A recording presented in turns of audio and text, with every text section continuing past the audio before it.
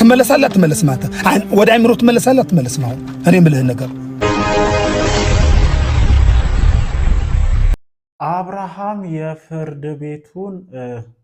አብርሃም የፍቺውን የመጨረሻ ወረቀት ለመፈረም መስማማቱንና ከነገ ወዲያ ፍርድ ቤት ቀርቦ ማለት ነው ይህንን የፍቺ ሁኔታ እንደሚያጠናቀቅ ለጋሽዬ እንደነገራቸው ሰምቻለሁ። ትላንትና ሁላችሁም እንደተመለከታችሁት ሩታ የመጨረሻ ያለችውን ወረቀት አቅርባ ነበረ። እኔ ጋሽዬ እውነቴን ነው፣ እኔ በጣም ቅር ብሎኛል እየተደረገ ባለው ነገር ማለት ነው። ምንም እንዳላወቁ ነው ነገሮችን እንትን ሲሉ የነበሩት፣ ወይም እኔን ለምን አላስገባችሁኝም ነው። ይሄ ሁሉ ነገር ሲፈጠር ጋሽዬ አላወቁም ማለት ለእኔ ትንሽ አስቸጋሪ ነው። ምክንያቱም አይደለም ጋሽዬ፣ መላው እዚህ ሚዲያ ላይ እነሱን የሚከታተል ሰው እያንዳንዱን ነገር በደንብ ያውቀዋል። እና ይህንን ጉዳይ ጋሽዬ አያውቁም ወይም ሩታና አብርሽ እዚህ ደረጃ ላይ እስኪደርሱ ድረስ ጋሽዬ አያውቁም ቢባል ለእኔ ትንሽ ግራ የሚያጋባ አይነት ነገር ነው እና ይሄ ነገር በቃ እንትን ባይል ደስ ይለኛል። እኔ ወይም ጋሽዬ እኔ እምቢ ብሎኝ ነው ከአቅሜ በላይ ነው ቢሉ ይሻላል።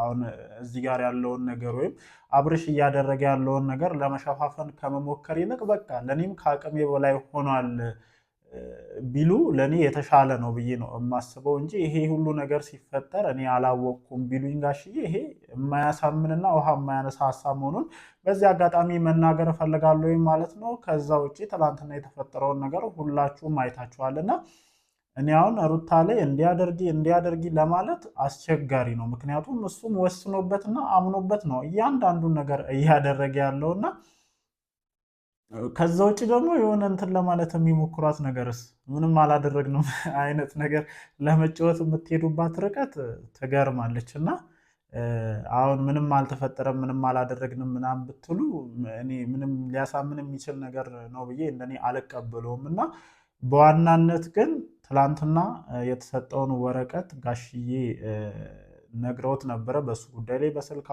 አውርተውት ነበር እና ምንም መስሚያው ጥጥ እንደሆነ ነው የሰማሁት ማለት ነው። የትኛውም ነገር ግድ እንደማይሰጠው እያንዳንዱን ነገር አምኖበት እንደሚያደርግና እሱም ከዚህ በኋላ ወደ ሩታ ሕይወት መመለስ እንደማይፈልግ የመጣ ወረቀት ላይ እንደሚፈርምና በነገራችን ላይ ሁለቱ ስለፈረሙ ብቻ እዚህ ጋር የሚጠናቀቅ ነገር እንደሌለ ሁላችሁም እንድታውቁ ፈልጋለሁ። ሁለቱ ከተስማሙ በኋላ ፍርድ ቤት ደግሞ ኬዙን ማየት ይጀምራሉ፣ ወይም ኬዙን በደንብ እንትን ማየት ይጀምራል ማለት ነው። አሁን ሁለቱም ጉዳያቸውን እየጨረሱ ያሉት በጠበቃ አማካኝነት ነው። የሁለቱ ስምምነት ሲረጋገጥና ሁለቱም በፍቺው መስማማታቸው ሲረጋገጥ ፍርድ ቤት ይቀርቡና ደግሞ ፍርድ ቤት የራስ የሚለውን ወይም የተሻለ ነው የሚለውን ውሳኔ ይሰጥበታል ማለት ነው።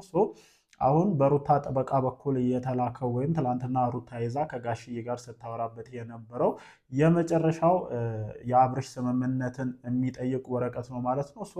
ጋሽዬ በዛ ጉዳይ ላይ ምሽት ደውለው አውርተውት ይሁን አብርሽ ያንን የመሰለ ዓለም እየቀጨ እንግዲህ አቦተውት የራሱ ጉዳይ ምናምን የሚሉላ ነው የሚመስለኝና በጉዳዩ ላይ እንደተስማማና እንደሚፈርም ከደብረ ዘይት ሲመለስ እንደሚፈርም ይህንን ጉዳይ እንደሚቋጨው ጭምር የተናገረውና በቃ ልጁ ለይቶለታል። ምንም ማድረግ አይቻልም። ከልጅቷ ድብን ያለ ፎንቃ ገብቶለታል። እሷም ብትሆን የዋዛ አይደለችም።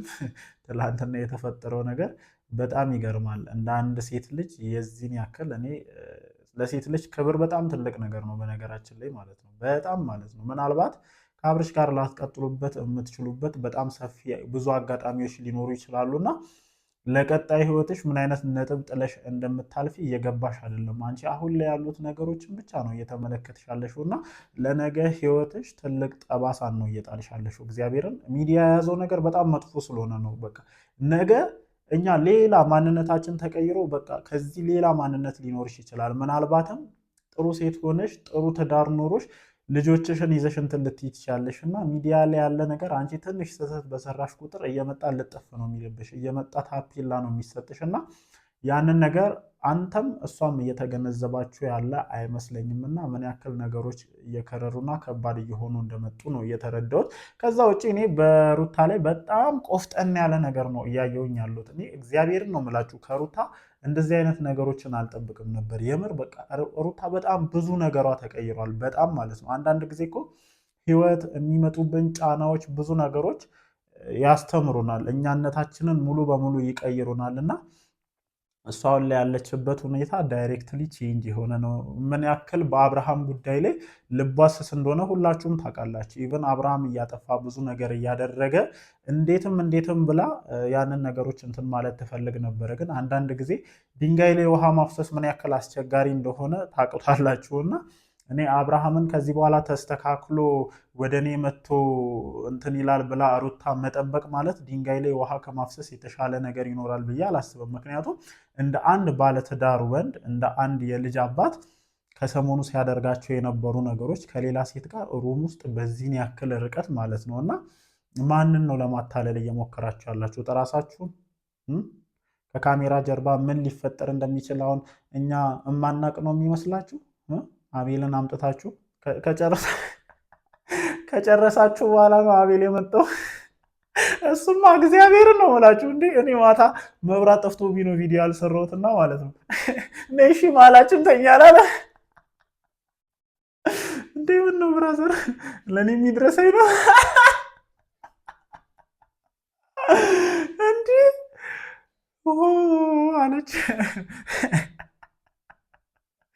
እና የብሬን ነው። እንደዚህ እየሳቅን ካላወራን ትንሽ አስቸጋሪ ስለሚሆን ነው እና ከካሜራ ጀርባ ምን አይነት ብዙ ነገሮች ሊፈጠሩ እንደሚችሉ እናውቃለን። እና እኔ አሁን ይሄንን ነገር ማድረጋቸው ምኑ ላይ ነው? በቃ እኔ እኮ ማሸት ማስታመም አያስፈልጋችሁም። በቃ ተዋዳችኋል፣ ተፋቅራችኋል አይደለ? አንተም እችን ልጅ ሳትጎዳ ነገሮችን አስተካክለ የምትሄድበትን መንገድ ማመቻቸት እንጂ እንዲህ ከእሷ ጋር እየተናከሳችሁ እንዲህ እሷን እናበሽቃለን ብላችሁ የማይሆን መንገድ እየተራመዳችሁ እስከ መቼ ነው ልትዘልቁ የምትችሉት? በዚህ ጉዳይ በአንተ ጉዳይ እንደዚህ ሆኖ የሚመጣውን አባትህን ማሰብ መቻል አለብህ። ቢያንስ ለእሱ ክብር መጠንቀቅ መቻል አለብህ። እዚህ ጋር ሚዲያ ላይ ወጥተው ጋሽዬ ይሄንን ነገር ሲያደርጉ ምናልባት እኮ አንተን በውስጥ ብለው አቅቷቸው እስኪ ምናልባት እሷ ከሰማችኝ ብለው ሊሆን ይችላል እንደዚህ አይነት መንገድን እየሞከሩ ያሉትና ሚዲያ ነው። ሚዲያ ላይ ደግሞ እስከመጡ ድረስ በጣም ብዙ ሰዎች የጋሽዬን ነገር በሌላ ኮንሰፕት ተረድቶ በጣም ብዙ ነገር ሊላቸው ይችላልና ቢያንስ ለእሳቸውም ክብር መጠንቀቅ መቻል አለብህ። እኔ በተቻለ መጠን ማለት ነው አዎ እንደ አባት ያንተ ቤት የዚህን ያክል ሲበለሻሽ ዝም ብሎ መመልከት አይፈልጉም ሊሆን ይችላልና ምናልባትም በስተመጨረሻ እስኪ እንደው እሷ አልሰማኝም ምናልባት እሷ ከሰማችኝ ብሎ ሊሆን ይችላል። ግን እኔ የተመለከትኩት ነገር እንደ አንድ አስተያየት ሰጪ ወይም እንደ አንድ ቪዲዮን አይቶ አስተያየት እንደሚሰጥ ሰው ለመስጠት ስሞክር ጋሽዬ እውነታውን ቢጋፈጡት የተሻለ ነው የሚል እሳቤ ነው ያለኝ። በቃ አሁን ከመሸሽና እኔ ሳላቅ እኔን ሳታስገቡኝ ምናምን ከሚለው እሳቤ አንድ በአንድ ያውቃሉ። ከአዲስ አበባ ጀምሮ የእነሱን ጉዳይ በደንብ በጥንቅቅ አድርገው ያውቃሉ። አብርሃም ከኤርሜላ ጋር እንደዚህ አይነት ነገሮች ውስጥ እንደገባ እዚህ ቡታጅራ በተደጋጋሚ ሲመጣ ነበር። ጠርተው ልጁን አንድ ቀን አብርሃም ምንድን ነው እያደረክ ያለው እንደው በተመልካች ፊት ማለት ነው አይዶ ነው ከጀርባ እንደዚህ አይነት ነገር ጠይቀውት ሊሆን ይችላል። ግን ምናልባትም አንድ ጊዜ አብርሽን ጠርተው ልክ ሩታን እንደጠሩት እንደዚህ ህዝብ እያየ ሚዲያ ላይ መጠየቅ ቢችሉ ኖሮ ምናልባትም ጋሽዬ ትላንትና በነበረው ወይም ከሩታ ጋር በነበረው እንትን ላይ በጣም ብዙ ሰው እርሱ ያሉትን ነገር አምኖ ሊቀበል አልቻለ ወይም መቀበል አልቻለም። እውነትም ነው ደግሞ ለመቀበልም የሚያስቸግር አይነት ነገር ነው እና ሁል ጊዜ ሩታን እየመጡ መጫኖትም ሰውም አልወደደውም። ምክንያቱም እዛ ጋር የእርሶ ልጅ እያደረገ ያለው ነገር ከባድ ስለሆነ ነው ይሄ ነገር እየተባለ ያለው እና እኔ አይዶ ነው ብቻ ምርጫህን መርጠህ እኔ ከዚህ በፊትም ተናግሬያለሁኝ እኮ ማንም በአንተ ህይወት ውስጥ መግባት አይችልም። አንተ ሄርሜላን ከመረጥክ ማንም ምንም አይመለከተውም። እኛ ምን አገባን? አንተና አቅፈ እየተኛ ያለው እኛ ምን ቤት ነን? ግን አሁን እዚህ ጋር ነገሮችን አለመቋጨትህና ይሆናል አይደለ ሌላ ነገር እንዲፈጠር እያደረግክ ስለሆነ ነው አሁን ነገሮች የዚህን ያክል እየተወሳሰቡ ያሉትና በቃ እንዴ ምን ችግር አለ? ሆይ ሆይ ለማለት አለ ብዙ ሰው። አንተ ሄርሜላን ነው የምፈልገው በቃ ፍቱኝ በልስኪ እንደ ወንድ ይውጣ። ለማንኛውም ጋይስ እንዳልኳችሁ ነው ትላንትና ሩታ ጋሽዬን ካናገረች በኋላ ወይም የመጨረሻው ወረቀት ላይ እንዲፈርም ከጠየቀች በኋላ አብርሃም ጋር ደውለው ነበረ።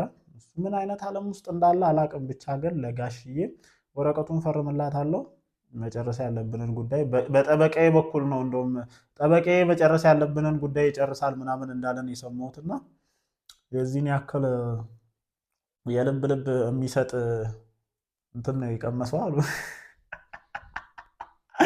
አረ እናንተ ግን ብዙ ታስወሩኛላችሁ። ለማንኛውም ወዳችኋለሁኝ።